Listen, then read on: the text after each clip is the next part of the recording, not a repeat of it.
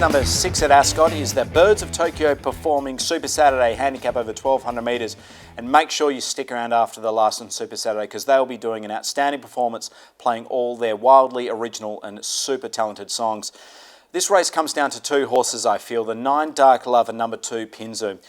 Pinzu last start was outstanding. That was at Bunbury following a very good run first up behind 3 votes. You can have a look at that replay now, the 18th of October. Pinzu is a horse on the rise. And then came Snatch and Grab, followed by Femme de Class, and Battle Talk headed the remainder. The favourite, though, dashed up in the twinkling of an eye. Pinzu at the 200 went to the lead. First Impressions starts to knuckle to the task. He has to feel for the leader. It's Pinzu by a length. First Impressions trying to run it down. Pinzu in front. First Impressions trying but won't get there. Pinzu lifted home, won it. Pinzu very impressive on that occasion, Pinzu. But I do have my mild concerns. It will come from barrier 13 of 13 at the moment, and I haven't seen a lot of impressive gate speed at this point. It had drawn nicely from pretty much both its first 2 starts. And coming from this wide barrier, there is a chance of it being caught 3 wide. I think there's a good horse in the race to beat, the 9 Dark Love, who has had no luck its last 2 starts.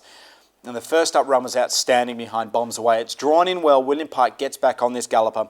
And I'm thinking Dark Love can beat the 2 Pinzu here, but that's the way I have them. 9 from 2.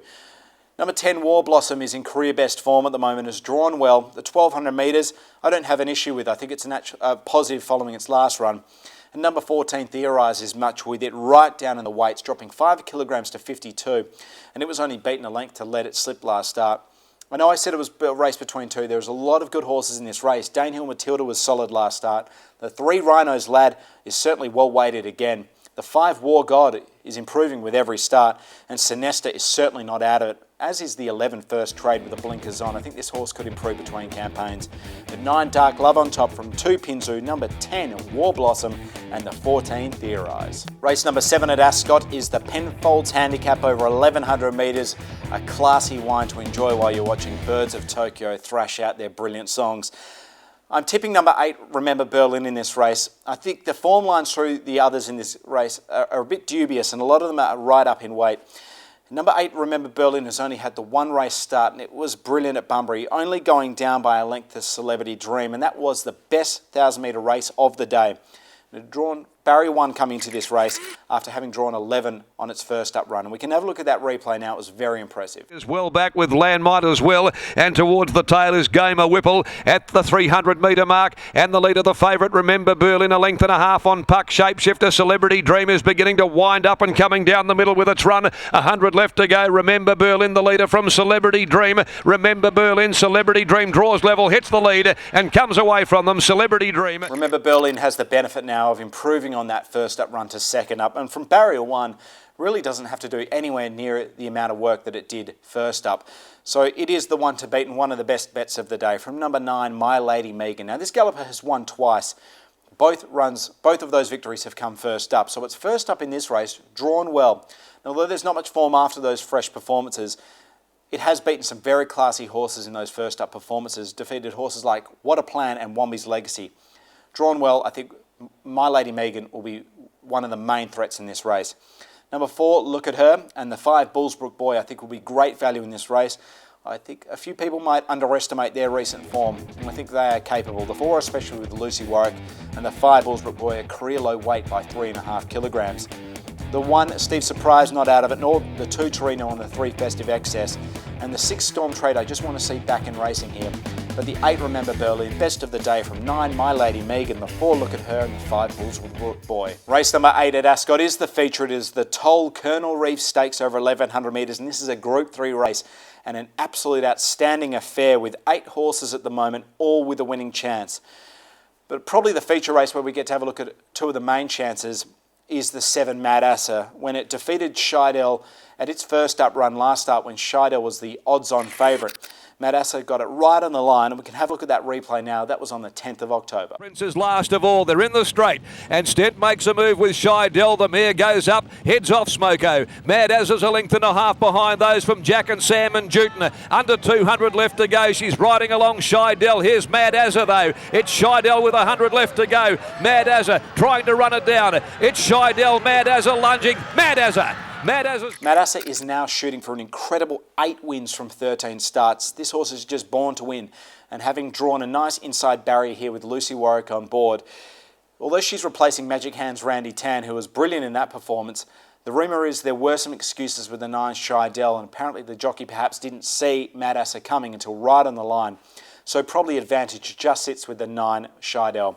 And that's the way I'm tipping. 9 Shidell on top from number 1 Waterman's Bay. With William Pike on board following a brilliant trial, this horse, we know what it can accomplish first up and fresh, even within campaigns, taking scalps of some very important horses. Right up in the weights, but I think Waterman's Bay can win this. From number 4, Liberty's Gem, who certainly has thrown its hat into the ring as a contender after a brilliant first up performance last start, beating a horse like Lucky Street, who came out and ran a solid race at its next start. Number 7, Mad Asser, can't be too far away from Shidell after a solid performance, and the barrier ones should certainly help this horse get right into the race. 3, Rock Magic, doesn't have a great record at Ascot, but I'm prepared to forgive that. The 5, Jute Noah is consistent. The 6, Smoko, is a bit of a mad chance, while the 8, Cool Trade is probably the main chance out of my top 4, but the bar plates are on. Putting the 9, Shidell on top, however, from number 1, Waterman's Bay, 4, Liberty's Gem, and number 7, Mad Asser. The final race at Ascot is the Champion Fillies November 14 handicap over 1,400 metres. This race is restricted to fillies and mares. I found it a very open race, with the only winning form seemingly coming from Geraldton through Oradol and the 3, You Know the Drill.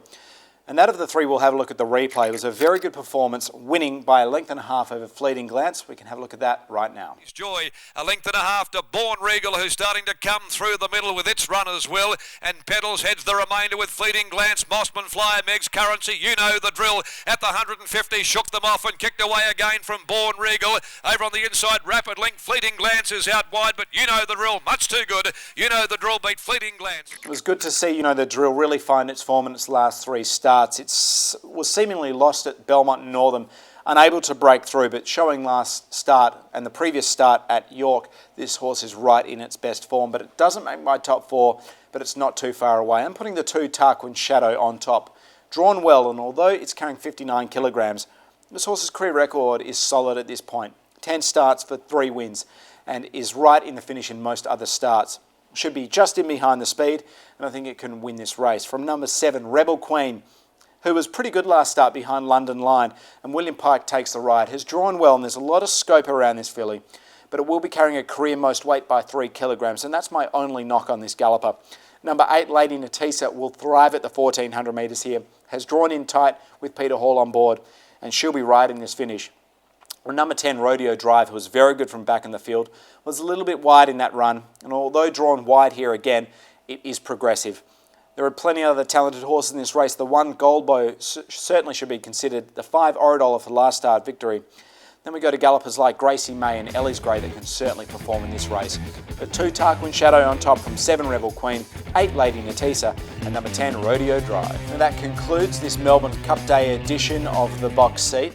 But before I go, I'll leave you with my 2 very best bets. We'll start with race 3, number 7, Spiritual Eyes, and race 6, number 9, Dark Love.